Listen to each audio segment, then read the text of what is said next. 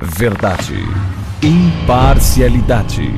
Começa agora o programa A Hora da Verdade. Apresentação Carlos Frederico Gomes. Olá, amigo assinante, estamos iniciando mais um programa A Hora da Verdade na sua TV Mais, canal 15 da Multiplay, e na sua Litoral TV, canal 5 da NET.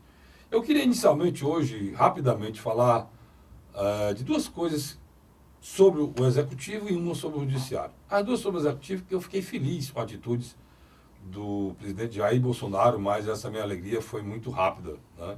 Eu acho que esse negócio que fala que a alegria de pobre dura pouco é verdade. Porque o presidente Bolsonaro tomou uma decisão essa semana, que eu achei importante, que foi a criação do 13º para o Bolsa Família. Bolsa Família que ele, tentando resolver a questão de fuga desse capital que era feito com maracutaias, né, pessoas que não mereciam estar no Bolsa Família estavam, ele acolchou e elas saíram, e ele gerou um recurso e ele vai pagar o 13º para o Bolsa Família, que é importante. Tem gente que acha que não. Nosso país é muito pobre, as pessoas não se tocam disso, né? O Bolsa Família ele é pago somente para mulheres, e as mulheres que nesse país geralmente são chefes de família, elas, com o 13º, elas vão ter dignidade. É como você pegar uma quentinha e entregar um pobre, ou você sentar um pobre num restaurante e botar para ele comer, ele receber lá o seu alimento com dignidade. É a mesma coisa. Então você dá o direito ao cidadão, né, que está numa situação difícil, desempregado, de ter, durante as festas natalinas, a possibilidade de comprar uma coisa a mais para o seu filho. E eu quero parabenizar o presidente Bolsonaro por isso. Mas lamentar que ele tomou a decisão correta em relação à Petrobras. Ou seja, dizer para o presidente da Petrobras, olha, não dá para botar isso agora, vai criar um problema para o país, vai criar um problema. O Bolsonaro apoiou a greve dos caminhoneiros. E a decisão de um aumento nesse momento, que ele está aumentando 100 dias, é meio esdrúxula para quem apoiou essa greve. O que ele fez certo? Ele criou um canal de negociação com a categoria, mas ele não poderia ter se deixado desmoralizar pelo Guedes e pelo presidente da Petrobras. Se for assim, entregue a Petrobras, privatize a Petrobras. Se o presidente da República não tem o poder de adiar um aumento de 5%, então essa tal condição majoritária nessa sociedade anônima não serve para nada. Então entregue a Petrobras. Agora, a gente não pode ver que o capital, que o mercado está muito acima da cidadania brasileira. E eu vou comentar muito isso aqui nesse programa de hoje, a questão do judiciário brasileiro. O Supremo Tribunal Federal está dando uma demonstração de que a pior da ditadura é a do judiciário, porque ela julga e condena imediatamente. E ela está condenando a imprensa brasileira a voltar aos tempos do silêncio, né? E de uma forma muito grave, em que, além de calar as revistas, elas são multadas, o antagonista e a Cruzoé foram multados. Além disso, as pessoas que estão falando alguma coisa contra estão sendo visitadas pela Polícia Federal. Estou até com medo que eu também seja visitado pela Polícia Federal. Mas eu trouxe um amigo meu para discutir tudo isso comigo, que eu falei aqui agora, que é meu companheiro Marcelo Mendes, e vira e mexe vai estar aqui no programa Hora da Verdade, discutindo esse assunto comigo. Marcelo, obrigado aí de novo. Alegria estar na casa, um abraço aos assinantes, boa noite a todos, satisfação. De fato, agora, a única coisa que quando você comenta com alguém, ou quando eu leio algo sobre essa última decisão do ministro Alexandre de Moraes, perdão, sobre a censura prévia à matéria da Cruzoé, que envolve o ministro Toffoli, eu só posso pensar em quão ingênuos e primários são os ministros daquela casa. Porque é tudo que, inclusive o ex-ministro Gabeira fez um comentário em seu Twitter a esse respeito, tudo que não se deve fazer com relação à matéria foi feito. Porque na medida em que você proíbe, na medida em que você censura, na medida em que, naturalmente, Associação Nacional de Jornais, Associação Brasileira de Rádio e Televisão, todas as instituições nacionais foram, né, em defesa da Cruzoé, em defesa da liberdade, em defesa do próprio antagonista. Então, aquelas pessoas...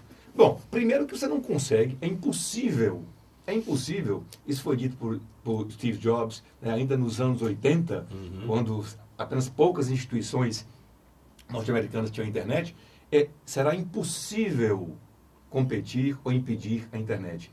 Hoje isso é uma realidade. É impossível. E eles não entenderam isso até hoje. Até hoje, 20 anos depois. 20 anos depois. É impossível tentar, em uma época em que tudo é digitalizado, Amordaçar. é impossível. Pelo contrário, chamaram a atenção para a matéria. Né? A Cruzoé é uma revista limitada a poucos assinantes digitais. Verdade. Não repercutiria, mas no que promover essa violência, não só os da Cruzoé, mas todas as pessoas que já tinham baixado a matéria, deixaram em suas próprias redes sociais, e é impossível. 200 milhões de brasileiros têm acesso. Mas eles atenderam. Eles atenderam. Não, Eles o atenderam, próprio site... Eles atenderam, mas o Supremo manteve a multa, como se ele tivesse atendido, porque algumas pessoas já tinham recebido, né? Sim, mas eu me refiro, Carlos Frederico, ao aspecto de tentar calar ou tentar impedir que o assunto seja objeto de discussão e seja do amplo conhecimento do brasileiro. No que você proibiu, você chamou atenção. No que chamou atenção, hoje, você, eu, todas as pessoas nas suas redes sociais, nos seus aplicativos, né, todo mundo baixou e todo mundo transmitiu para o amigo a tal matéria publicada. Deixa eu esclarecer aqui para o assinante, eu sei, posso entender o que aqui o Marcelo estamos discutindo aqui. Num depoimento do Marcelo Odebrecht Filho, ele disse a seguinte frase: o pai, ele é amigo do pai do meu pai. Do meu pai. Pronto. Ele é amigo do pai do meu pai. Quem é o amigo do pai do meu pai? O amigo do meu pai é o Lula. O amigo do pai do meu pai era o Toffoli. Né? Então, dentro de que ele teria recebido recursos da... Ainda não era o advogado-geral da União, ainda não era ministro do STF. É bom de citar isso. Ele advogou muitos anos para o PT, né? E advogou para o próprio presidente Lula. Mas esse ministro hoje, a diferença é que esse ministro hoje, ele não é ministro supremo, ele é presidente do Supremo Tribunal Federal. Isso é bom que a gente deixe isso bem claro, o tamanho dessa gravidade. O que é que aconteceu? Quando isso foi à tona, o senhor Toffoli, numa loucura total, porque se você pegar o artigo 5º ou 220, né, da nossa Constituição, da qual eles são defensores deveriam ser, nem eu, nem o Marcelo, eu estou aqui do lado do advogado, ele pode me corrigir. Eu não sou não, mas eu sou um cidadão, eu tenho que me inteirar do meu país. Então, o artigo 5º, o artigo 220, se você for olhar, não tem nesse país que amordece ninguém, nada. Até o contraditório obsceno ele é defendido. Verdade. Você tem ideia, né? Como a nossa Constituição ela é aberta e livre. Só que, e tem mais, eu posso denunciar uma coisa, a minha fonte é preservada no artigo 5º. Não, o curioso, isso é tão amplo, a tentativa, a inteligência da Constituição de defender primordialmente a liberdade, isso é algo tão forte que você tem, inclusive, o direito de defender algo que é ilegal. Eu posso ter um blog defendendo o aborto, eu posso defender um blog... Justamente eu posso ter um blog defendendo o nazismo, né, por mais louco que seja. Agora, eu vou responder civilmente por aquilo que eu defender. Era o que deveria ter acontecido no caso. Onde eu falo na fonte, eu posso ter uma fonte ilícita. Ilícita. Uma informação me dada por um traficante. Quer dizer, eu tenho contato com um traficante. Mas aconteceu, não aconteceu. Mas eu posso responder judicialmente, mas o que eu disser não pode ser censurado. Foi o que aconteceu. O ministro se avorou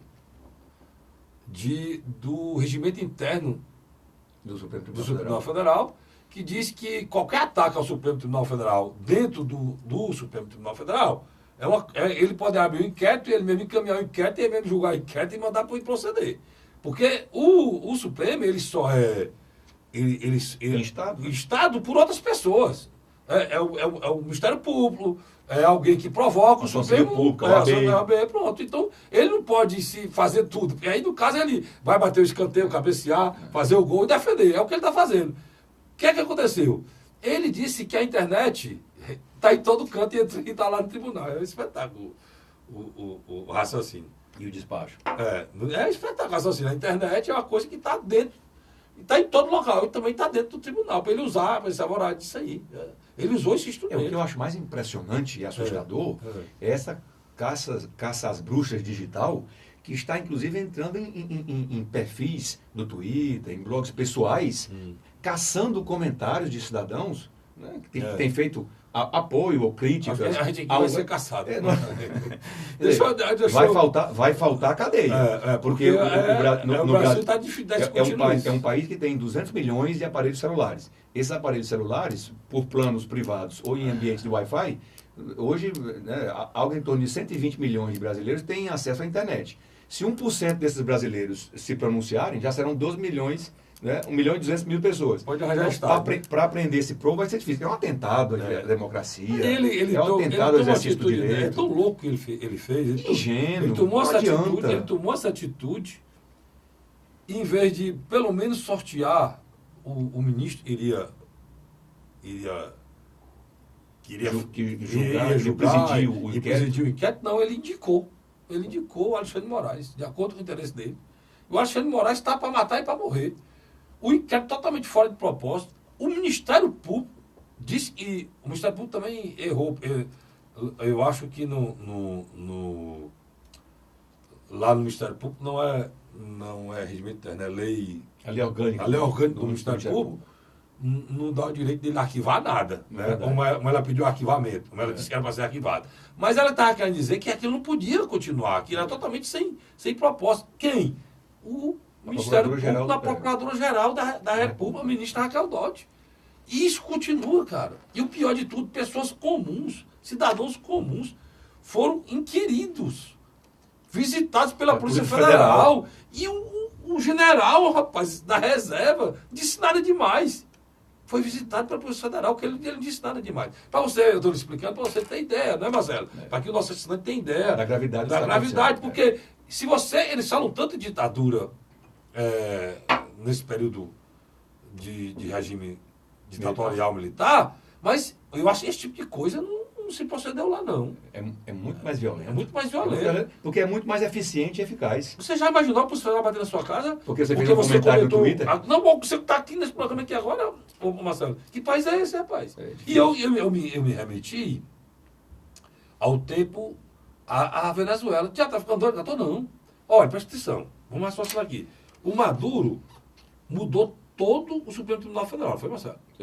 Com o Supremo Tribunal Federal, ele passou a anular todas as decisões do Congresso Nacional. Ao ponto de permitir que fosse criado uma suposta eleição com o novo Congresso Nacional, criaram um novo Congresso e o legítimo foi anulado. E estava a Venezuela do jeito que está.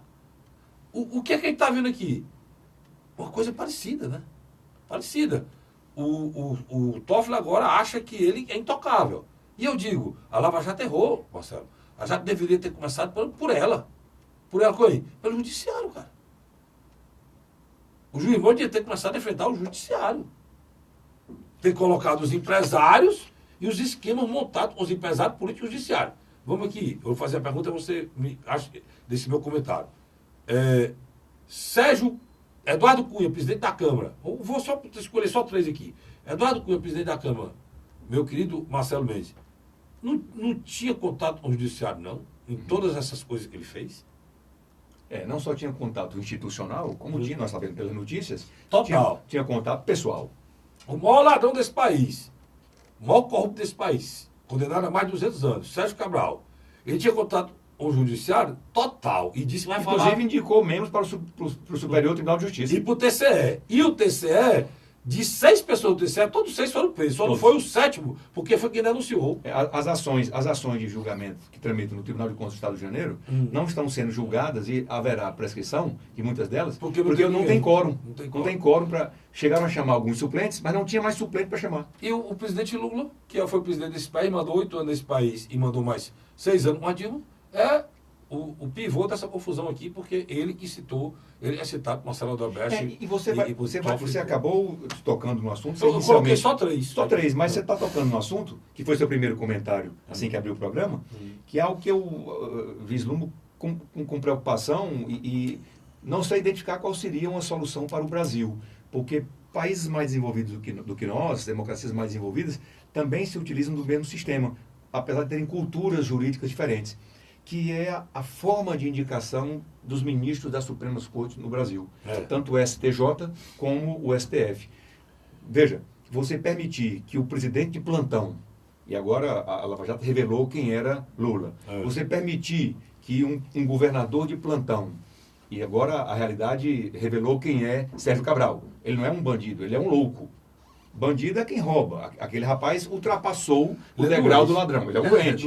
É alguém que comprou iate, comprou casas. O Marcelo, para esse paciente também, ele é Ele doente. não é um ladrão. Tudo e qualquer coisa que tivesse dinheiro, né, Marcelo? Ele tinha que estar no meio. Não, alguém que compra um apartamento, compra uma sala, compra um iate, né, e não, apenas para quebrar as paredes e para quebrar o casco do navio e manter dinheiro em espécie, centenas de milhões de reais, não é mais uma questão de roubo. Não é? Se ele tivesse roubado para facilitar a eleição do sucessor dele, ele era um ladrão. Mas o que ele fez é uma patologia. Tem que ser, o caso dele tem que ser analisado pela psiquiatria.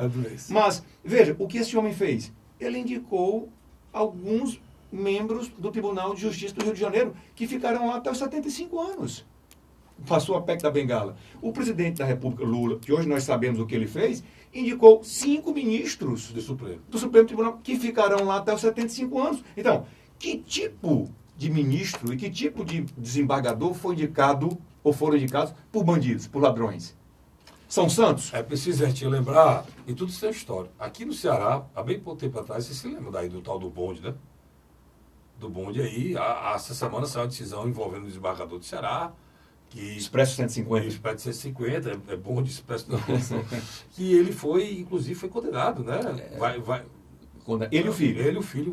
Um a 12 anos, outro a Condenado 19 anos. E eu vou dar uma experiência minha pessoal. Eu iniciei a vida pública como vereador do município de Santa Quitéria, e lá como você põe meu perfil, eu fiscalizei o município. Fiscalizei o município em menos de 2 anos, o TCE pediu a intervenção do município pela denúncia que eu fiz. Eu tinha feito aproximadamente 10 denúncias, eles comprovaram todas as 10. Eles disseram que tivesse feito as 11, tinha comprovado as 11. E disseram que eu fui tão correto, e eles acharam muito mais do que eu denunciei. E pediram intervenção ao Tasso. O Tasso não fez, porque não tinha maioria no coisa. Mas o processo, o delegado, na época, ele enquadrou o prefeito no 201 e pediu o afastamento da prisão do prefeito. Isso em 89 mesmo, 90. Hã? Faz tempo isso aí. Quando eu tinha 24 anos de idade, estava muito tempo, né? Deu 54. Então, aí, o que é que aconteceu? Toda a vida que o prefeito, o caso do julgamento do prefeito ia para o tribunal, se pedia vista. Toda vez que se pedia vista, eu tinha conhecimento e passava dinheiro. Né? E eu comecei a achar que eu tinha feito bem Explica mal. à população que esse tribunal, que é o Tribunal de Contas dos Municípios... Não, o Tribunal de Justiça do Estado de Ceará, né? Mas eu vou me permitir, então, eu incluir no debate, no bom debate, porque eu falei que o governador e o presidente tinham indicado para os cargos, né, do STF, STJ, e o governador do Rio de Janeiro para o Tribunal de Justiça do Estado do Rio de Janeiro, mas os governadores também indicam para os tribunais de contas. Os tribunais de contas dos estados, os tribunais de contas dos municípios. É importante lembrar isso aí. É importante lembrar que, eu não estou falando de Fortaleza, não é uma crítica específica, mas os tribunais de contas são formados quase que na sua unanimidade por ex-deputados. Ex-deputados. Então, que julgamento técnico pode ter uma ação ou uma denúncia que o plenário de 8, 7 são ex-deputados? Pois é. E que o prefeito tem relação, e que o ex-deputado tem relação, e que a liderança política tem relação. Quer dizer, a metodologia, nós precisamos debruçar... O Tribunal de Justiça também. Ele é indicado pelo governador. Sim. E vai para lá com a indicação do governador, geralmente com influência política. Até aquele que vai escolhido pelo Ministério Público, pela advocacia, também é a escolha final do governador. Pelo quinto constitucional. Ele define. Então, o que eu estou querendo dizer é o seguinte: quando terminou esse processo, só para você entender, eles pediam vista e iam levando. O presidente do tribunal, na época, ele foi tocar violão no aniversário de um prefeito que estava com pedido de cassação na mesa dele, bicho. Eu fui para uma rádio e na discussão com outro vereador, o vereador disse: você fala, terror, prorrou, tudo, mas não sai nada, ou não sai. Aí eu disse: tu sabe por que não sai? Por quê? Porque tem influência externa no tribunal. Eu disse isso numa rádio de 1 quilo no interior, a fita foi pega com 10 minutos depois. Aí você vê o tamanho da influência, né? Pedida pelo cartório eleitoral, ou pelo cartório do município, né? O município, no caso, a célula é o cartório. Aí, no outro dia, disseram: eu me caçar, não sei o quê. Aí, deu até matéria no jornal O Povo, Jornal do Dia Nordeste, que eu tinha dito que existia influências externas no Tribunal de Justiça do Estado. Isso é o que tem. Aí eu contei a história. Eu rebolei uma pedrinha de vidro, porque todo mundo nesse país, eu dizia, é ladrão. A justiça é isenta. Acontece tudo sem a conivência de ninguém. Agora eu não sei o que acontece. Isso em Eu estou falando isso aqui em 90, né? 89, 90. Isso vem de longe, pessoal. Eu não estou defendendo que a CPI, né, que uma investigação aconteça ou deixe de acontecer no judiciário, não. Nos judiciários. Os estaduais, todos. Os federais, inclusive, na época, os tribunais militares, o Superior Tribunal de Justiça, STF, todos esses. Agora, eu vou lhe dizer uma coisa. Nós vivenciamos nos últimos anos momentos... o país cresceu, é claro, porque nós jogamos luzes sobre cavernas, sobre escuros seculares que trouxeram à tona casos como esse que você, né, citou.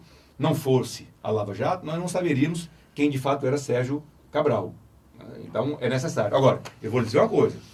Se já há assinatura, pelo menos foi o que eu vi hoje pela manhã num jornal matinal, se houver uma CPI do Supremo Tribunal Federal, e se nesse roldão de uma CPI do Supremo Tribunal Federal nós conseguirmos, ou o povo brasileiro tiver acesso ao que acontece nas justiças estaduais, nas justiças federais, em todas as suas esferas, eu não sei se o país existirá. Nós vamos ter que refundar a República. A República. Não tenho nem dúvida. Não ficará ninguém para julgar ninguém. Nós vamos continuar esse assunto, e é muito importante. Eu queria chegar exatamente nisso onde o Marcelo chegou. Parece que eu combinei com ele. Eu vou para um rápido intervalo, volto já, e a gente vai voltar com esse assunto, porque a coisa é muito grave. Não acontece só no Supremo, não.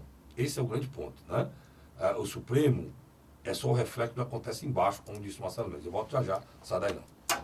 A Hora da Verdade.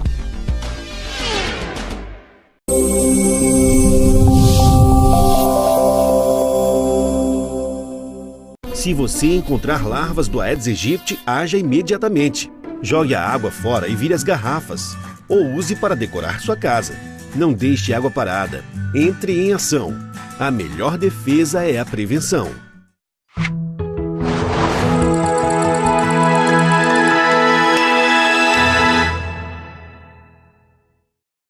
A Hora da Verdade. Estamos de volta com o segundo bloco do seu programa, do meu programa, do nosso programa Hora da Verdade, na sua TV Mais, canal 15 da Multiplay, na sua Litoral TV, canal 5 da NET. Eu deixei no bloco anterior falando sobre até que ponto essa história da justiça é grave no nosso país. O Marcelo disse uma coisa que é verdade. A gente, Marcelo, vai ter que refundar a República, porque isso acontece em todos os tribunais. E aí, vale uma ressalva. Existem pessoas sérias, homens de bem, existe venais. Né, Marcelo? Sem dúvida. A gente tem que fazer essa ressalva, porque... Como acontece na advocacia, na medicina, no jornalismo, nas igrejas. Nas igrejas e nas câmaras municipais, nas assembleias, no Congresso Nacional. Então, ocorre que quando um presidente de tribunal de justiça, ocorre que quando um desembargador federal, ocorre quando um ministro do Supremo Tribunal Federal erra, ele erra bem menos do que, por exemplo, um padre. Ele erra bem menos que um pastor.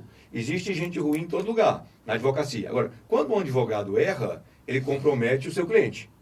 Ele engana o seu cliente. Agora, quando o presidente, no caso Toffoli, quando o presidente do Poder Judiciário comete a atrocidade que está acontecendo agora, o impacto é de uma nação. E o pior? É de uma nação. O pior disso aí, nós estamos falando de poderes, né? O poder executivo, nós trocamos. O poder relativo, trocamos de 2 em 2, porque tem eleição. De 4 em 4 e muda todo mundo. É verdade. O poder judiciário só não é ad eterno, para usar a palavra deles. Que tem a pé da bengala. E porque eles morrem, né? Senão seria eterno, né? É verdade. Mas eles ficam... Outra coisa, esses outros são penalizados. Se não é penalizado pela justiça, ele é penalizado pela eleição. Aqui no Brasil, o judiciário tem sido penalizado um sonho do cidadão brasileiro, a aposentadoria. Verdade. Aposentadoria. É verdade. Esse que a gente acabou de falar, o desembargador, ele continua aposentado. É verdade. Ele vai perder o título de desembargador, que é um título, mas não vai perder a aposentadoria. Mas além nesse caso específico, esclarecendo, existe uma ação na seara penal, essa onde ele foi condenado, e existe outra na civil, né, onde o Estado e o próprio tribunal patrocina e solicita, né, inclusive a perda da aposentadoria. Nesta já houve condenação, na criminal. Na civil, ainda não. Pois é. É muito provável que ele perderá a aposentadoria. O que nós estamos falando nesse caso? São sentenças, venda de sentenças, no final de semana, para soltar criminosos. é uma coisa gravíssima. Né? Aconteceu onde? Aconteceu no Ceará. Existe todo mundo falou, e a Lava Jato mostrou, que existe uma relação de toma lá da cá, de conluio venal, de venda e troca nojenta entre o executivo e o legislativo, né? Mas todo mundo se esqueceu que existia essa mesma relação dos três. Sim, sim, sem dúvida. Esse é o problema. Irmão, a Lava Jato avançou, eu acho, ele estrategicamente, falando só desses dois. Executivo e legislativo. O Moro. E ele deixou o judiciário para depois. Eu acho que a estratégia Mas ele foi inteligente. foi inteligente. Foi, Até um porque certo ponto. ele compartimentou, nesse sentido, se eu entendi o que você disse, foi inteligente porque ele compartimentou a investigação. Porque se ele tivesse tentado investigar todo mundo, todo o Brasil, todas as instâncias de todas as instituições ao mesmo tempo, ele não teria conseguido avançar. Mas como ele começou pequeno, como começa uma bola de neve lá em cima da montanha, porque a bola de neve ganha 1 tonelada quando ela chega lá embaixo. Isso. Mas lá em cima, quando alguém joga, ela é pequenininha. A grande estratégia do grupo de procuradores e juízes que julgavam, tanto no Rio quanto no Paraná, as ações que envolviam a Lava Jato, é que começaram pequenos. Eles começaram pequenos e começaram uma outra condenação e puxando galhos. Quando as pessoas envolvidas, né, grandes figuras da nação, se viram com a Polícia Federal na sua porta, não havia mais como retroceder. Então, nesse sentido, foi uma estratégia inteligente. O problema... Talvez, eu falei aqui de a CPI é impraticável, porque se ela acontecer no judiciário para o Brasil, talvez a solução seja por aí. Começar algo pontual. Uma CPI no Supremo Tribunal Federal, que são apenas 11 membros, não é? E o país quer e está sedento por isso.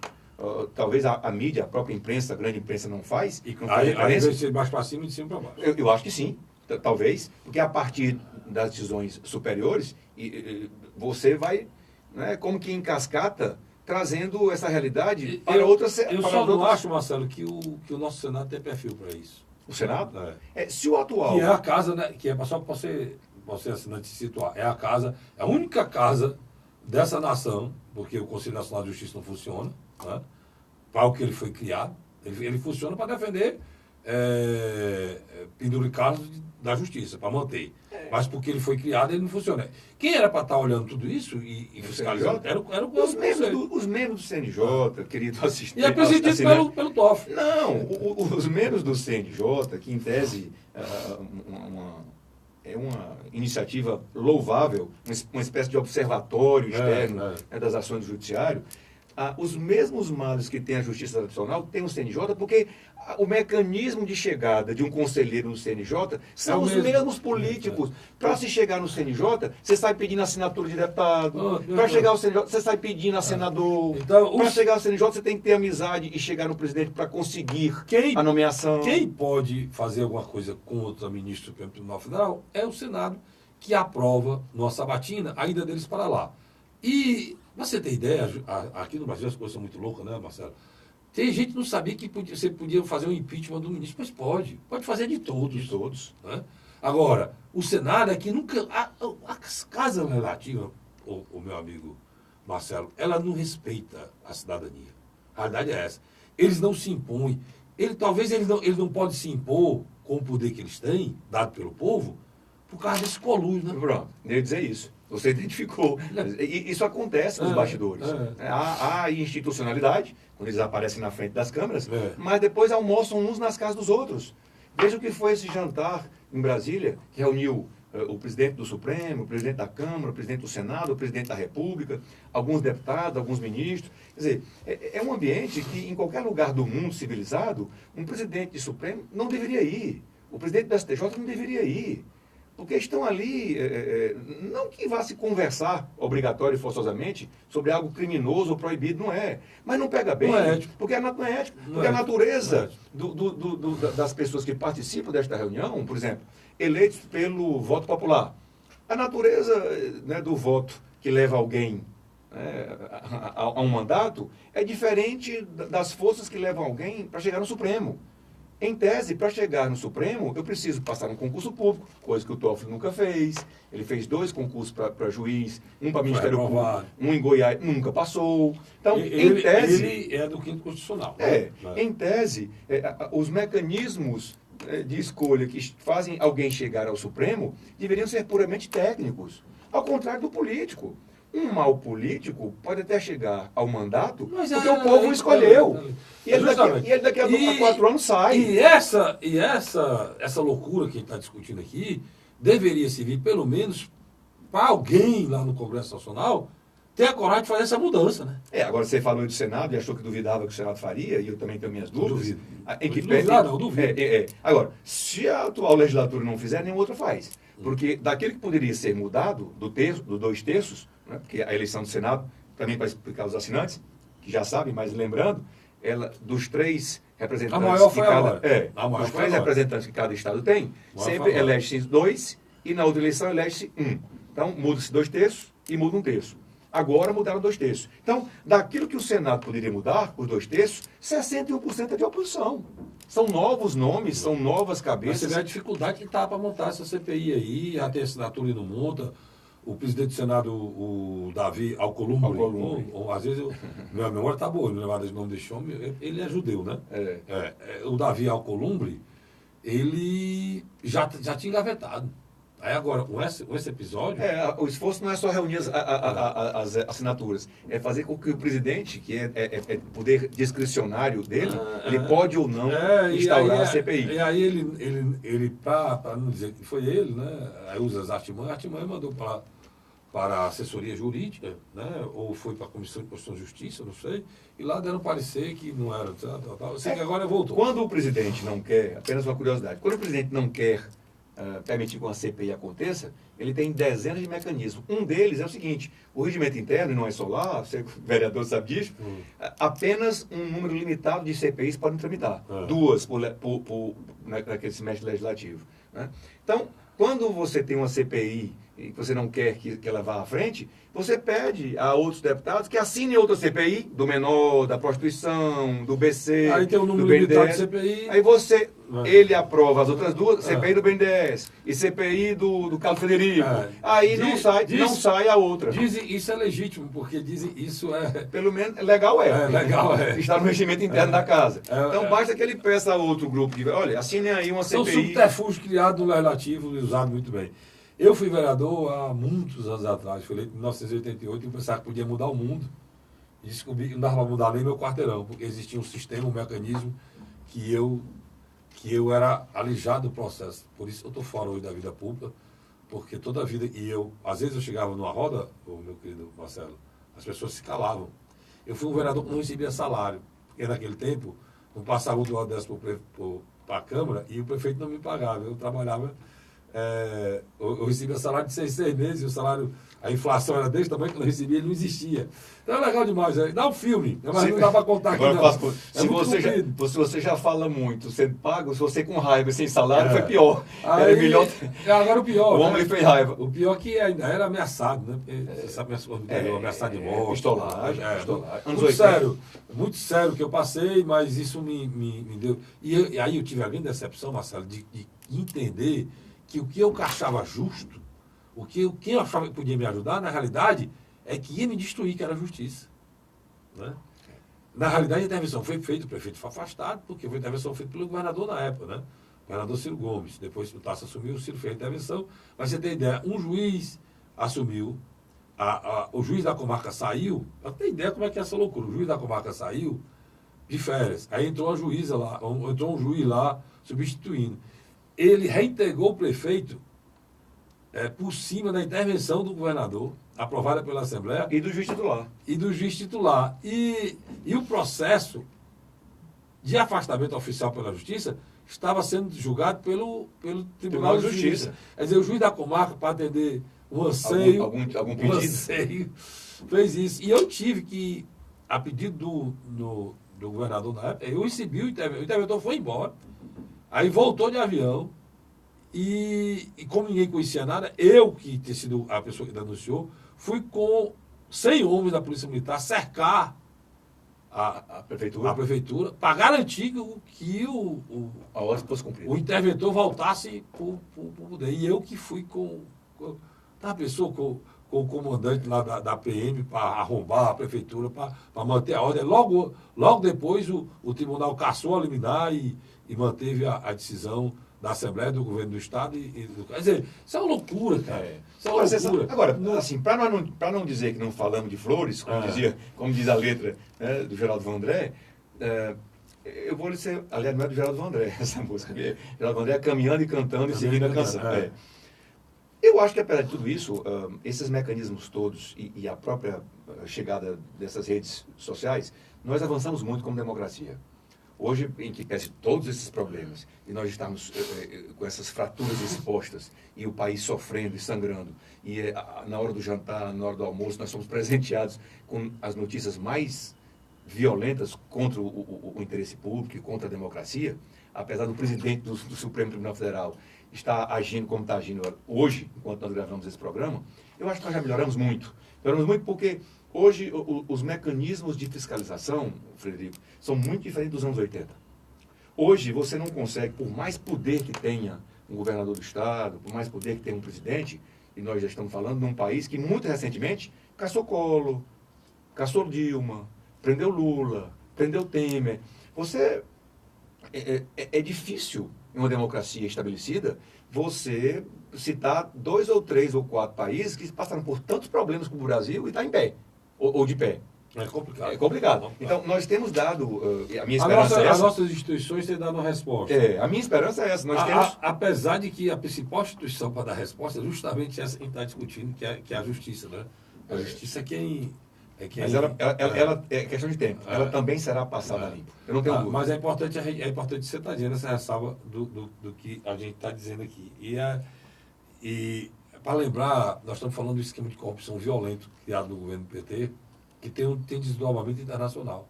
Tem mais de 12 países que receberam propina do Odebrecht. Hoje, né? Ontem, né? Está vendo esse programa na quinta? Para você ter ideia disso, o ex-presidente do Peru deu um tiro na cabeça. Ele ia ser preso justamente para receber propina da empreiteira brasileira Odebrecht. E morreu. Ex-presidente do Peru. É o Garcia, né? Ele lá decretaram a prisão dele por 10 dias provisórios, ele não aguentou. A polícia chegou na porta da casa dele, ele deu um tiro na cabeça. Levaram para o hospital, morreu. No hospital, o ex-presidente do Peru. Tem outro que está preso, outro ex-presidente também, que já tem mais de 80 anos, que está na UTI também, preso na UTI também, do Peru também envolvido em esquema e propinas da Odebrecht. Quer dizer, você vê, a gente, infelizmente, tem que dizer que a nossa grande e maior empreiteira brasileira exportou também corrupção. É verdade. Lamentável. Eu questiono, assim como questiono a chegada, né, o método de chegada de ministros e de figuras, juristas ou não, ou representantes da advocacia e do Ministério Público, assim como questiono a chegada e o método de escolha dessas pessoas aos tribunais, sejam eles estaduais, os tribunais de justiça, o STJ, o próprio STF, também é de se criticar o poder que um governador e que um membro do executivo tem, o poder discricionário, de fazer esse tipo de intervenção no orçamento público. Você vê, o próprio ministro Paulo Guedes há poucos dias criticou. Nós não podemos mais conviver com um país em que um presidente, porque é simpático e torce para um time, presenteia aquele time com um estádio de 2 bilhões de reais. Verdade. Porque nenhum dos times paulistas ganhou um estádio. E o Corinthians ganhou. Faz isso, Lula. Mas o presidente quis tomar uma decisão para resguardar um pouco, para não ter uma crise. Um impacto. Foi o que eu falei da Petrobras. E foi criticado. Né? Para você ver como as coisas funcionam nesse país. Eu tenho que ir para um rápido intervalo, não sai daí não, volto já, discutindo essas e outras coisas aqui. Inclusive, vamos falar da história da Petrobras, né? A opinião do Marcelo, a opinião... Tem amigos lá no governo federal, tem amigos lá na Câmara Federal. Eu quero saber dele o que é que todos estão pensando sobre isso. Sai daí não, eu volto já. A Hora da Verdade.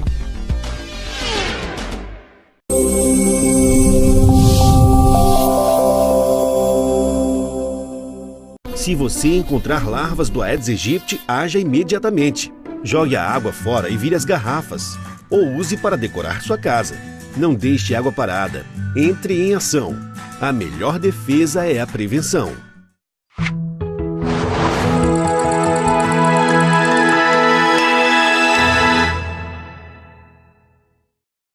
A Hora da Verdade.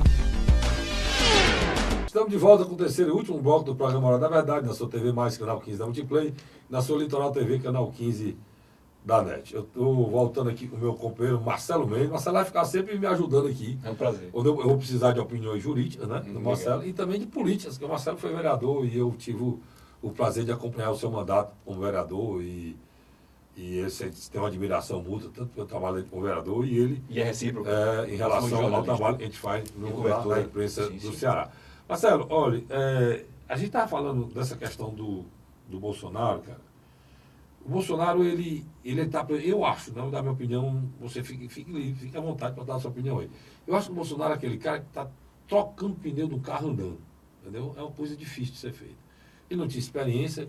Eu digo sempre que o presidente da República, ele amanhece o dia e aparece 10 bombas na mão dele para ele desarmar, aí ele termina de desarmar 10 bombas, ele pensa, vai dormir, aí antes de dormir aparece mais 5, para ele não dormir. Né? É a vida assim, acompanha a vida do presidente, conversa com o ex-presidente, ou leia sobre o ex-presidente, todos eles são assim. E o presidente Bolsonaro, cara, ele precisa ter alguns limites em relação a algumas coisas, né? Por exemplo, essa história da... Eu achei que ele foi desmoralizado pelo Guedes e pelo presidente da Petrobras. Qual a tua opinião? Olha, isso é um assunto tão delicado, mas as pessoas precisam compreender duas coisas. Primeiro, eu até acho que, via de regra, o presidente tem errado no método, na forma como ele promove. A intenção até boa, é até boa. Não acredito que o presidente, em todos os erros, e nós comentamos isso no último programa, né, e tem errado, mas eu acho que o erro dele, o equívoco, é sempre na forma como ele promove a intervenção. Às vezes por um Twitter, que não deveria ter sido por lá, às vezes por um recado, quando ele deveria tomar frente. Neste caso da Petrobras, há duas questões políticas. A primeira, duas questões, uma política e a primeira. A primeira é de natureza técnica. Institucionalmente, a intervenção... Nós não estamos ainda na Venezuela, ainda estamos no Brasil. Né? Quem regula os preços dos combustíveis no Brasil... É o mercado. E a própria Petrobras é uma SA. A Petrobras é uma SA, que você disse muito bem, o governo tem maioria, mas ela precisa ser regida por mecanismos que são... Inclusive a Petrobras é negociada em bolsas do mundo todo. Você não pode ter, e para o investidor internacional, fica uma imagem muito ruim. E quando você fala de presidente desmoralizado, vamos lembrar que o ministro Paulo Guedes estava dando uma entrevista nos Estados Unidos, quando um jornalista parecido com você, muito antenado e que estava online durante um jornalista não brasileiro, que estava no momento da palestra dele, e ele falando de liberalismo, né? Falando de mercado livre, falando de respeito ao contrato, falando de desburocratizar, e que o investidor internacional tinha que começar a acreditar no Brasil, hoje era um outro país. Enquanto ele falava isso, o presidente tomou essa medida, ligou para o presidente da Petrobras, o aumento foi desanunciado, se é que eu posso usar essa expressão, e o jornalista, olhando o Twitter, questionou não, enquanto ele falava. Digo, olha, o senhor está falando aí de livre mercado, que é A, B e confiar, mas aqui, ó, acabou de sair a notícia, seu presidente ligou para o presidente da Petrobras e mandou, quer dizer, ele colocou pimenta, né? Claro, não é assim, mas mandou desfazer o aumento. Quer dizer, ficou constrangedor. Eu acho que foi mais constrangedor para o ministro Paulo Guedes, naquele momento, naquele ambiente, cercado de quem ele estava cercado, e defendendo o que ele estava defendendo, eu acho que foi muito constrangedor, não sei se mais, mas foi muito constrangedor para ele também.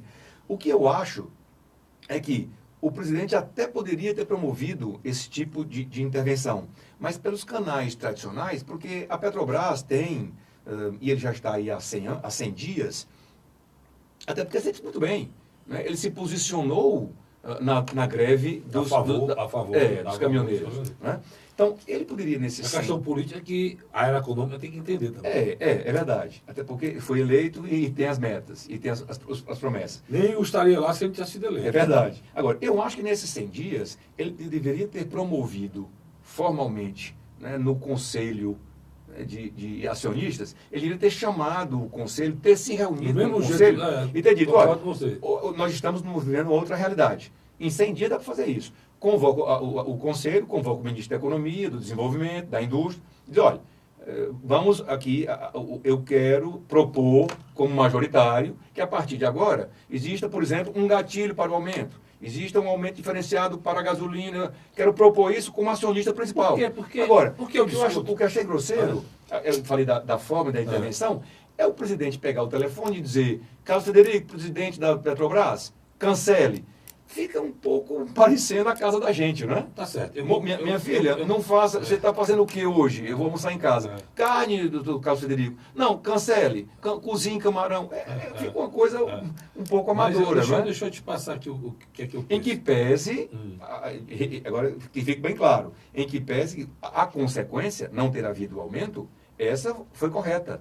Né? E também acho que naquele momento, como ele disse, naquele momento em que ele prestava contas de 100 dias de governo, né, praticamente no mesmo dia, vira um aumento de gasolina, quer dizer, do óleo diesel especificamente, acho que também... Pior ainda. Se for de gasolina, até que eu nem falava nada. Eu estou falando de óleo diesel, aí é que está.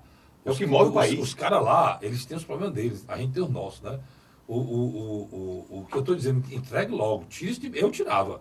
Porque vamos fazer discussão. Nós temos um modal de transporte brasileiro que é tudo feito em cima de roda. Verdade. Só rodovia.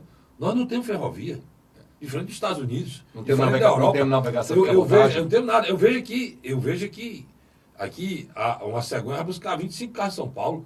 Eu estava lá, eu morei 2 anos na Espanha, lá em Madrid. Eu passava lá, estava lá esperando o metrô, lá não tinha carro, só andava de metrô. E passa um trem pela gente com 300 carros.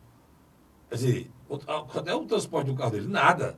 A gente paga 3 mil reais no carro chegar aqui, 4 mil reais para chegar aqui. Eles não pagam nada no transporte. E lá, um país pequeno, a Espanha, tamanho um pouco maior, o Ceará, e aqui um país como o nosso aqui, continental. Além de mais seguro, desafoga o trânsito nas BRs. Mas foi um erro histórico, né? Então, o que é que acontece? Nós temos esse problema. O diesel carrega a nossa comida. Verdade. Carrega a nossa vestimenta.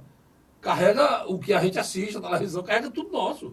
Então é preciso entender que esse modelo requer uma atenção diferenciada do Estado. E quando o Bolsonaro, e não tem nada novidade não, quando o Bolsonaro chegou no poder, já tinha havido a greve dos caminhoneiros, ele já é para ter interlocução, inclusive com o presidente da Petrobras. Olha, como você disse, vamos montar um mecanismo de... Não dá para o diesel aumentar toda semana. Vamos montar, você soma aí até chegar a 10%, com 10% você dá o gatilho. Ou então, vou procurar outra maneira, tem a CID, tem PINS, tem CONFINS, tudo dentro do preço do óleo diesel, que precisa ser pensado. Né? A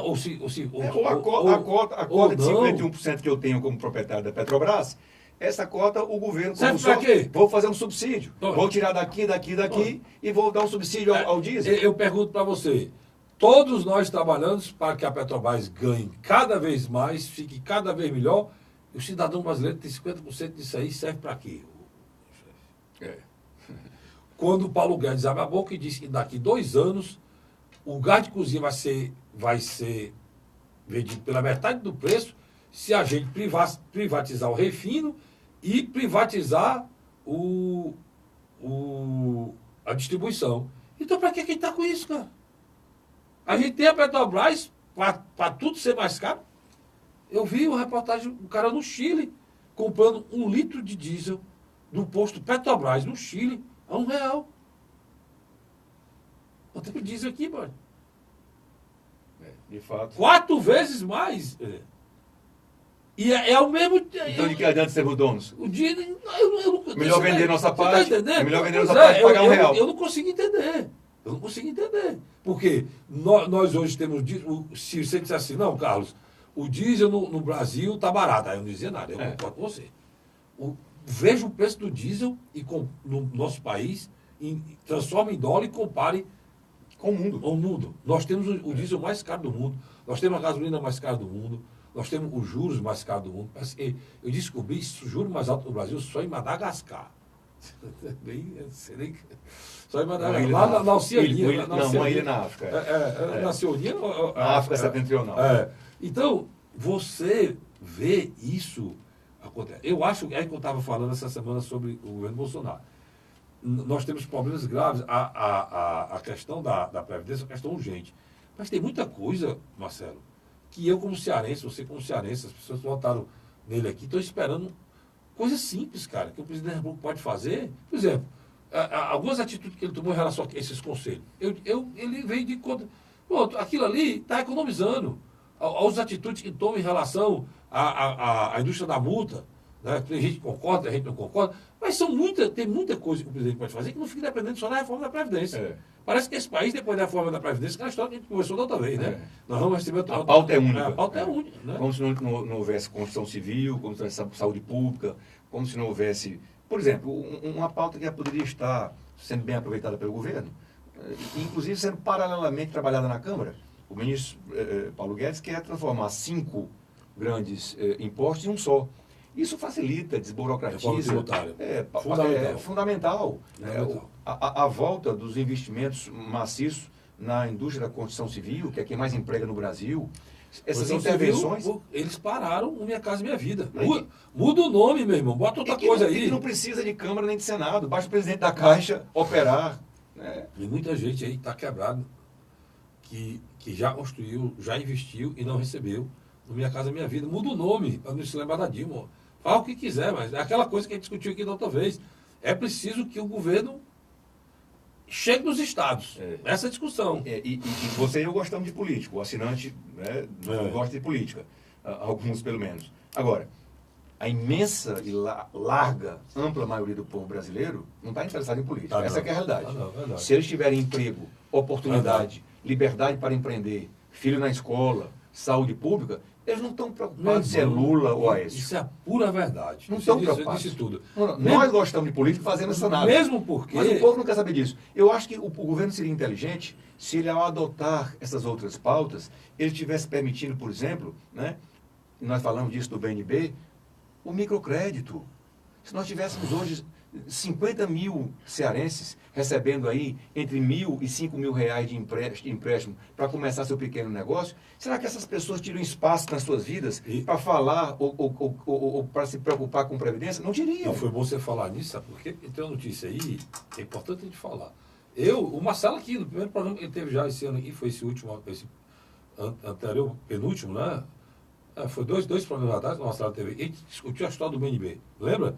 Dessa história que discutiu do BNB, já surgiu uma comissão, já foi em Brasília. Uma frente parlamentar. Essa frente teve em Brasília, esteve com o Davi Alcolumbre, que foi bem recebido, mas esteve também com o cidadão, presidente da Câmara, o seu Rodrigo Maia.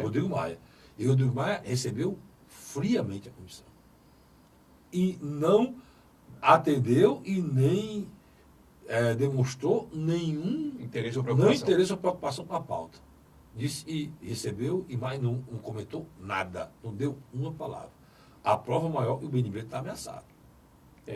Isso é perigoso. Isso é ruim. A prova maior. Perigoso e ruim. Não é novidade, porque quando o pai dele foi prefeito do Rio, o pai dele já queria colocar a Armazela do Rio tudo em cima dos imigrantes nordestinos, né?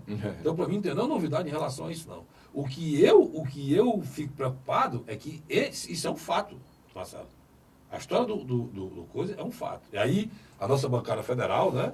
Vou dar um abraço aqui para os nossos deputados federais, para que eles se engajem, né, de forma definitiva na defesa do Banco do Nordeste, do Denox, a sede aqui, do Banco do Nordeste, a sede aqui no Ceará, né, Marcelo? Sim. E está no controle. A tese do BNB continua a mesma. É a história da pulga e da vaca. Se o BNB tem propriedades técnicas, se o BNB tem propriedades políticas, tem ingerências, se o orçamento é mal administrado, se empresta bem ou mal, isso é uma coisa. Isso é uma questão técnica. Agora, deixar de existir o BNB, ou o BNB virar um núcleo ou uma célula do BNDES, lá no Rio de Janeiro, porque o Rio de Janeiro não está muito preocupado com o Nordeste. Justamente isso, você parece estar sabendo do projeto. O Rio de Janeiro e a lógica capitalista né, do eixo Rio-São Paulo não está preocupado com o Nordeste. Não está. Agora, a mesma coisa se diz da Sudene, que tem a sede em Recife. A Sudene não pode, foi extinta pelo Collor, depois foi reaproveitada. O presidente do Senado é a favor porque ele é do Amapá, né? Aí lá tem a Sudam, lá tem então, tem o BASA, tem o BASA, o Banco da Amazônia. Aí ele é a favor, mas a Câmara é totalmente contra. E nós temos que se preocupar com isso. Eu acho que a lógica é trabalhar pela excelência dessas instituições. Fechar não é a solução. Até porque é a história de matar, dar um tiro na vaca, matar a própria vaca, porque a vaca tem Falar os deputados parasita. federais influentes no governo. Tem aí vamos lembrando aqui, tem O líder da bancada do Ceará. o líder da bancada do Ceará, o Domingos Domingos Neto. Neto. Agora é visto todas as vezes, e eu até fico feliz que o É. Ceará esteja ocupando esse espaço, porque não existe nenhuma imagem, nenhuma tomada do presidente, né, da Câmara, Rodrigo Maia, que o deputado o deputado Domingos Neto não esteja atrás. Pronto, Inclusive em encontros com o Paulo Guedes. Eu me lembrei dele porque ele tem que ver isso aí. O Heitor Freire, né, é O um único deputado federal do partido do presidente. do partido do presidente e muito ligado à família do presidente. O deputado federal Capitão Wagner, Sim, o maior- que tem maior trânsito aí. votação do Nordeste. E tem trânsito aí com tudo que é ministro aí, com o juiz Moro, com todo mundo. Estou me Aliás, lembrando você aqui, viu o deputado federal Mauro Filho, que é um homem que conhece tudo. Grande técnico. Do grande técnico, Foi conhecido, inclusive inclusive. emprestado ao grupo que está estudando a Previdência para dar opinião. Pois é, estava hoje no Congresso Nacional, ao vivo, falando de uma questão seríssima, que é a questão da relação do Banco Central na velocidade de pagamento dos títulos para o rentismo dos banqueiros nacionais e que deixa o país sempre quebrado. Né? Sempre quebrado. Ninguém fala disso, é proibido esse assunto, ninguém fala. É um assunto complexo, né? Mas eu parabenizar aqui o deputado Mauro Filho, porque o que ele falou é uma coisa certíssima. Nós temos que discutir isso, Marcelo. Eles falam do rombo da Previdência e não fala que essa velocidade de pagamento desses títulos podia ser menor, bicho. Podia alongar essa dívida para o Brasil não ter esse déficit tão maluco, né? Você matando tudo, todo que é o povo brasileiro todo. Isso aí, nos outros países não fazem isso, não. Só que se transformaram agora no Banco Central, que é amigo dos bancos desse jeito, né? No livre, né? Porque tinha que ter um negócio de auditoria para fiscalizar os bancos. Não pode ficar o Banco Central dominando tudo. Nos outros países não é assim, né? Ele cria essa parte monetária, essa parte... Mas você sabe, nós E vivemos deve os ter uma problemas. agência, Nós- uma agência de fiscalização. Nós dos bancos. vivemos os problemas, esse discurso aí de sistema financeiro, nós vivemos o problema de um país que tem 85% de suas operações financeiras, e os bancos são donos também das redes de cartão de crédito. No Brasil, Visa, American Express, Mastercard, são de propriedade do Bradesco, do Itaú e do Banco do Brasil. 4 bancos, né? 3 bancos. Mas É. 85% de todas as operações financeiras do Brasil, sejam elas públicas, privadas, de instituições, né, de natureza de pessoa física ou jurídica, tudo. 85% do que se faz no Brasil, todas essas operações são comandadas por quatro bancos. É. 4 bancos. Quando você tem nos Estados Unidos 60 mil pequenos bancos, Vamos discutir isso, Que- Marcelo. Após eu vou trazer. que nos 54 estados norte-americanos, É. o agricultor, o pequeno comerciante, ele não precisa ir no Banco do Nordeste. Eu tenho que conversar isso com você. Na pequena cidade dele, você tem ali. É bom, você tem dados uma que eu não casa- tenho. É, Eu uma- vou discutir isso com você. Você tem uma casa. Agora, aqui no Brasil, você tem uma legislação que não permite. Você, para montar um banco no Brasil, precisa ser um gigante. Pois é. Agora, isso é feito de propósito, por quê? Para ninguém sair desse clube dos 4. Querido amigo, sempre uma alegria. O tempo foi. Vou trazer, eu quero trazer esse assunto, porque ele está falando uma coisa, eu estou lembrando dos bancos nossos aqui que sumiram. BIC, Bancesa, Banfor. Todos. Né? Todos. Quer dizer, prepararam o bolo, deixaram um quarto e estão entregando. Nós vamos falar sobre isso aqui. Isso é fundamental para a gente saber onde é que está o buraco do nosso país. A você, assinante, obrigado pelo carinho, obrigado pela audiência. Eu volto na próxima semana, se Deus quiser. Até lá.